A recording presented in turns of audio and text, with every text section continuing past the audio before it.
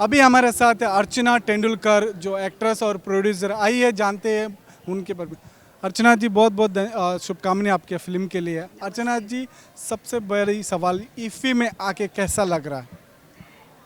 IFFI में आना मतलब एक बहुत ही प्रेस्टिजियस और एक ग्रेट इवेंट है। और coming to the 56th international film festival, it is really a great and a most proud event to come here and to be part of this IFI.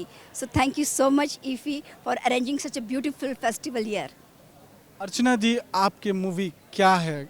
क्योंकि हर एक मूवी यहाँ पे theatre भी आते हैं, screening होती है। आपके मूवी के बारे में थोड़ी जानकारी। ओके, मैंने अभी 2025 में जो ये मूवी प्रोड्यूस की है, इसका नाम है, मराठी फीचर फिल्म है, अंत एक प्रारंभ, एंड इज़ द बिगनिंग। मतलब वापस हम अपना शुरुआत कर सकते हैं by donating your organs. So organ donation is the most valuable thing in our life, what I feel. मुझे लगता है कि अपना अवयव दान करने से श्रेष्ठ दान है। इसलिए ये मूवी इसमें से एक संदेश देती है समाज को और सोशल लोगों को कि हम अपना ऑर्गन डोनेशन करें। और मैं चाहती हूँ कि आप सब आए और ये मूवी देखें, और क्या है, कैसे हमने ये मैसेज दिया है, ये प्लीज़ आप यहाँ पे वॉच किए और सब यहाँ पे आके इस मूवी का आनंद लुटाइए। अर्चना जी, हम देखते हैं कि बहुत सारा मूवी में, एक मूवी काटने के बहुत सारे कठिनाई आते हैं। लोकेशन ढूंढना पड़ता है, कई कई जगह पे जाना पड़ता है, उनको इमेजिनेशन करना पड़ता है। क्या क्या चैलेंजेस थे ये मूवी बनाने के लिए? सबसे बड़ा चैलेंज ये था कि हमें एक रियल एम्बुलेंस चाहिए थी, एक रियल ऑपरेशन थिएटर दिखाना था, और पूरा एक हॉस्पिटल का पूरा सेट खड़ा करना था। तो कोल्हापुर में एक जो हमारे डॉक्टर थे, कार्डियोलॉजिस्ट, उन्होंने हमें इसके लिए बहुत सारी हेल्प की। खुद का हॉस्पिटल हमें दे दिया। पेशेंट्स को भी एक तरफ मतलब वो पूरा रूलिंग करते थे, मेंटेन करते थे उनका स्टाफ, और एक तरफ जो उन्हें फ्री टाइम जो हम रात के लिए हम वहाँ पे शूट करते थे, तो उन्होंने अपना लाइव ऑपरेशन थिएटर भी हमें दिया था, क्योंकि इसमें दिखाना पड़ता था कि ग्रीन कॉरिडोर क्या है, क्या नहीं है, और पूरा ऑपरेशन लाइव करने के लिए उनका इंस्ट्रूमेंट्स भी दिखाना। तो ये बहुत बड़ा चैलेंजिंग था हमारे लिए। जब भी हम एक मूवी चैलेंजिंग की बात आती है, बहुत सारे कठिनाई भी होते हैं। आप एक एक्टर भी हो, एक्ट्रेस भी हो और एक प्रोड्यूसर भी हो। क्या प्रोड्यूसर को सारी चीज़ों को ध्यान में रखना पड़ता है? टाइम लिमिट्स होता है, एक टाइम लिमिट सेट करना पड़ता है। क्या आपको टाइम लिमिट सेट करना पड़ा? बहुत सारा, एक तो पूरा रोटेशन सेट करना पड़ता है, फिर आर्टिस्ट लोगों के साथ उनका मिलना जुलना करना पड़ता है। हमारे साथ हमारे इधर लेट परचूरे सर थे, तो उनको कुछ प्रॉब्लम था, तो उनको एक अलग रखना। मोहन जोशी सर थे हमारे साथ, गिरीश ओक सर थे, ये सब सीनियर्स मराठी एक्टर्स हमारे साथ थे। तो उनको मैनेजमेंट करना, डे नाइट का शूटिंग करना, ये बहुत एक्चुअली मैनेजमेंट करना बहुत तकलीफ़ की बात होती है। लेकिन एक अगर हम टीम बना के चले, सबको एक साथ फैमिली बना के चले, तो आसान रहता है, क्योंकि यहाँ स्पॉट बाय से लेके आर्टिस्ट तक सब लोग ही वेरी वेरी इंपॉर्टेंट टीम रहता है। तो actually it is a team work. So if you go with the team, पूरा आपको हेल्प करता है।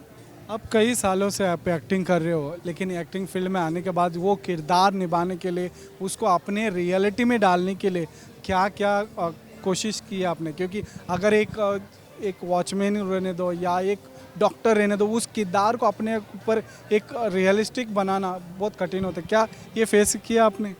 हाँ, एक्चुअली मैं 1989 से मैं ये इंडस्ट्री में हूँ।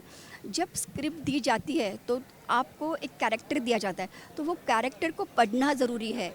वो किसी सहेली का हो या कोई विलन का कैरेक्टर हो। जैसे मैंने अभी ये जो फ़िल्म है अंत एक प्रारंभ में, मैंने एक आंटी का कैरेक्टर, मतलब एक बोलते हैं ना कि एक घर में अगर कोई एक एल्डरली हो, सबको सँभालने के लिए केयर टेकर, तो एक ऐसे आंटी का रोल किया है। तो उसके लिए भी मुझे, मतलब it's a Goan style D'Souza aunty है इसमें। सो वो एक्चुअली कैसे बिहेव करती है, हाउ शी वॉक्स टॉक्स, तो इसके लिए स्टडी करना पड़ता है, ज़रूरी है। तो ही हम उस किरदार में घुस सकते हैं और वो किरदार अपना मतलब लाइवली फ्रेम पे आ सकता है। क्या आप थोड़ी जानकारी राइटर्स के बारे में, क्योंकि राइटर्स भी बहुत इम्पोर्टेंट रोल होता है एक मूवी बनाने का, कि उनको राइटर्स में एक एक एक चीज़ को ध्यान में रखना पड़ता है, एक एक किरदार को ध्यान में रखे हुए और लिखना पड़ता है। क्या ऐसे किरदार जो एक्टर या कास्ट मेंबर्स है, ऐसे कास्ट मेंबर को लिखा गया कि या लिखने के बाद कास्ट ढूंढा गया? नहीं, यहाँ तो पहला लिखाई हुई है, लिखाई के बाद कास्टिंग हुई है, क्योंकि यहाँ जो एक जो लेट परचूरे सर है, उनका जो एक किरदार निभाया गया है वो मतिमंद नहीं, वो गतिमंद है। उनको समझता सब कुछ है लेकिन थोड़ा लेट समझता है। तो एक्चुअली दो भाई होते हैं, तो फिर कास्टिंग के लिए भी कैसे डॉक्टर कैसे ज़रूरी है कि वो सीनियर डॉक्टर दिखने चाहिए। अगर विलन के रोल में कोई एक किरदार विलेजर पंचायत का हेड करता है तो उसके लिए क्या है, तो वो उसके हिसाब से फिर कास्टिंग की गई है। और यहाँ पे हमने कोल्हापुर में कुछ नए कलाकारों को भी मतलब इंट्रोड्यूस किया है, जो अपना हीरो है और हीरोइन है। तो this is the first movie जो हमने उनको ब्रेक दिया हुआ है। यहाँ पे जो अपना जो हीरो है उनकी ये फर्स्ट मूवी है। ये काफ़ी साल से इंडस्ट्री में है, मतलब एडवर्टाइज़ करें, बट मराठी मूवी इनकी पहली है। जैसे हम यहाँ पे स्क्रीनिंग हो रही है, जो इंटरनेशनली नेशनल मूवीज़ हो रही है, मराठी मूवीज़ भी हो रही है, कन्नड़ा, तेलुगु, हर एक लैंग्वेज का हो रही है। क्या आपको लगता है कि ये सारे मूवी बड़ा प्लेटफॉर्म में हो रहा है, OTT में भी हो रहा है, क्या बड़ा स्क्रीन में दिखना चाहिए ऐसे मूवी? यस, ऑफ कोर्स बड़े स्क्रीन पे ये सब दिखनी चाहिए।